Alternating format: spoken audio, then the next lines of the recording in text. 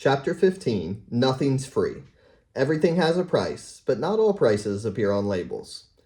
Everything has a price, and the key to a lot of things with money is figuring out what the price is and being willing to pay it. The problem is that the price of a lot of things is not obvious until you've experienced them firsthand when the bill is overdue. General Electric was the largest company in the world in 2004, worth $1/3 trillion. It had either been first or second each year for the previous decade. Capitalism's shining example of corporate aristocracy. Then everything fell to pieces. The 2008 financial crisis sent GE's financing division, which supplied more than half of the company's profits, into chaos. It was eventually sold for scrap. Subsequent bets in oil and energy were disasters, resulting in billions in write-offs. GE stock fell from $40 in 2007 to $7 by 2018. Blame placed on CEO Jeff Immelt, who ran the company since 2001, was immediate and harsh. He was criticized for his leadership, his acquisitions, cutting the dividend, laying off workers, and of course, the plunging stock price. Rightly so, those rewarded with diagnostic wealth when times are good hold the burden of responsibility when the tide goes out. He stepped down in 2017. But Immelt said something insightful on his way out. Responding to critics who said his actions were wrong and what he should have done was obvious, Immelt told his successor, "Every job looks easy when you're not the one doing it." Every job looks easy when you're not the one doing it because the challenges faced by someone in the arena are often invisible to those in the crowd. Dealing with the conflicting demands of sprawling bloat, short-term investors, regulators, unions, and entrenched bureaucracy is not only hard to do, but it's hard to even recognize the severity of the problems until you're the ones dealing with them. Immelt's successor, who lasted 14 months, learned this as well. Most things are harder in practice than they are in theory. Sometimes this is because we're overconfident. More often, it's because we're not good at identifying what the price of success is, which prevents us from being able to pay it. The S&P 500 increased 119-fold in the 50 years ending 2018. All you had to do was sit back and let your money compound. But of course, successful investing looks easy when you're not the one doing it. Hold stocks for the long run, you'll hear. It's good advice. But do you know how hard it is to maintain a long-term outlook when stocks are collapsing? Like everything else worthwhile, successful investing demands a price. But its currency is not dollars and cents. It's volatility, fear, doubt, uncertainty, and regret, all of which are easy to overlook until you're dealing with them in real time. The inability to recognize that investing has a price can tempt us to try to get something for nothing, which, like shoplifting, rarely ends well. Say you want a new car. It costs $30,000. You have three options. 1. Pay $30,000 for it. 2. Find a cheaper used one. 3. Steal it. In this case, 99% of people know how to avoid the third option because the consequences of stealing a car far outweigh the upside. But say you want to earn an 11% annual return over the next 30 years so you can retire in peace. Does this reward come free?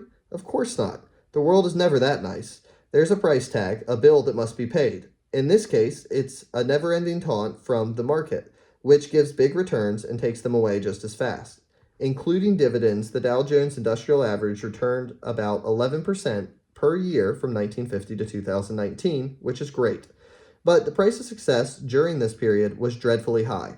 The shaded lines in the chart show when it was at least 5% below the previous all-time high.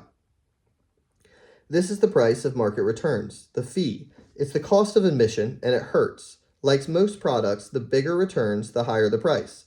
Netflix stock returned more than 35,000% from 2002 to 2018, but traded below its previous all-time high on 94% of days. Monster Beverage returned 319,000% from 1995 to 2018, among the highest returns in history, but traded below its previous high 95% of the time during that period. Now here's the important part. Like the car, you have a few options. You can pay this price, accepting volatility and upheaval, or you can find an asset with less uncertainty and a lower payoff, the equivalent of a used car. Or you can attempt the equivalent of Grand Theft Auto. Try to get the return while avoiding the volatility that comes with it. Many people in the investing world choose the third option. Like a car thief, though well-meaning and law-abiding, they form tricks and strategies to get the return without paying the price. They trade in and out. They attempt to sell before the next recession and buy before the next boom. Most investors with even a little experience know that volatility is real and common. Many then take what seems like the next logical step, trying to avoid it. But the money gods do not look highly upon those who seek a reward without paying the price. Some car thieves will get away with it, many more will be caught and punished. Same thing with investing. Morningstar once looked at the performance of tactical mutual funds whose strategy is to switch between stocks and bonds at opportune times, capturing market returns with lower downside risk. They want the returns without paying the price. The study focused on the mid 2010 through late 2011 period when US stock markets went wild on fears of a new recession and the S&P 500 declined more than 20%. This is the exact kind of environment the tactical funds are supposed to work in. It was their moment to shine. There were, by Morningstar's count, 112 tactical mutual funds during this period. Only 9 had better risk-adjusted returns than a simple 60-40 stock-bond fund. Less than a quarter of the tactical funds had smaller maximum drawdowns than the Leave It Alone index.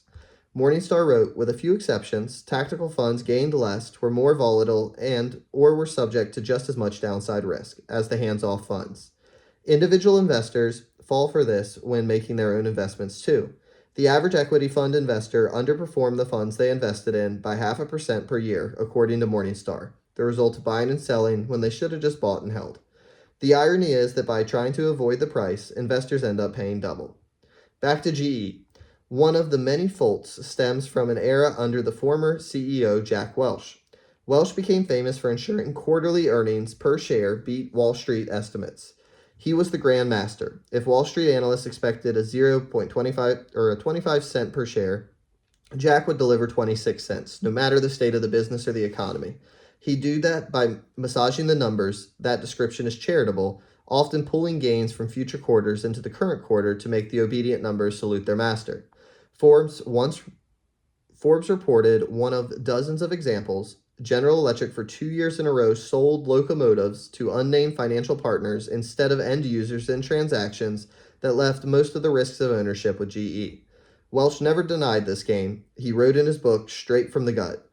The response to our business leaders to the crisis was typical of the GE culture. Even though the books had closed on the quarter, many immediately offered to pitch in to cover the earnings gap. Some said they could find an extra 10 million, 20 million, or even 30 million from their business to offset the surprise.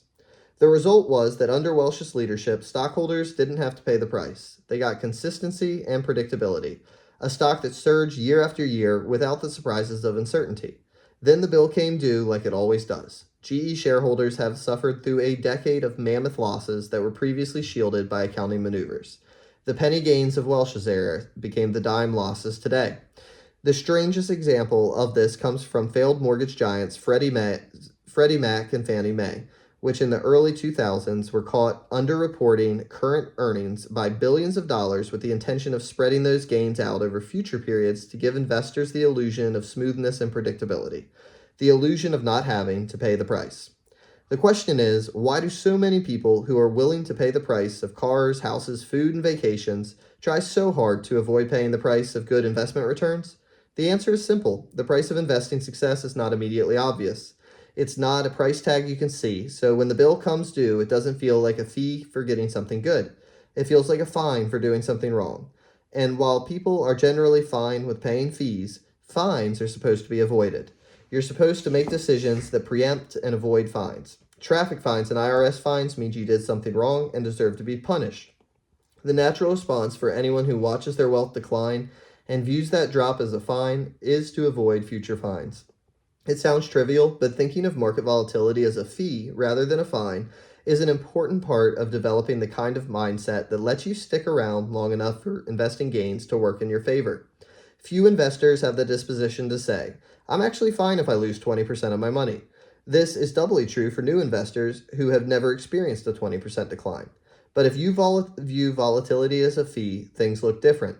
Disneyland tickets cost $100, but you get an awesome day with your kids you'll never forget.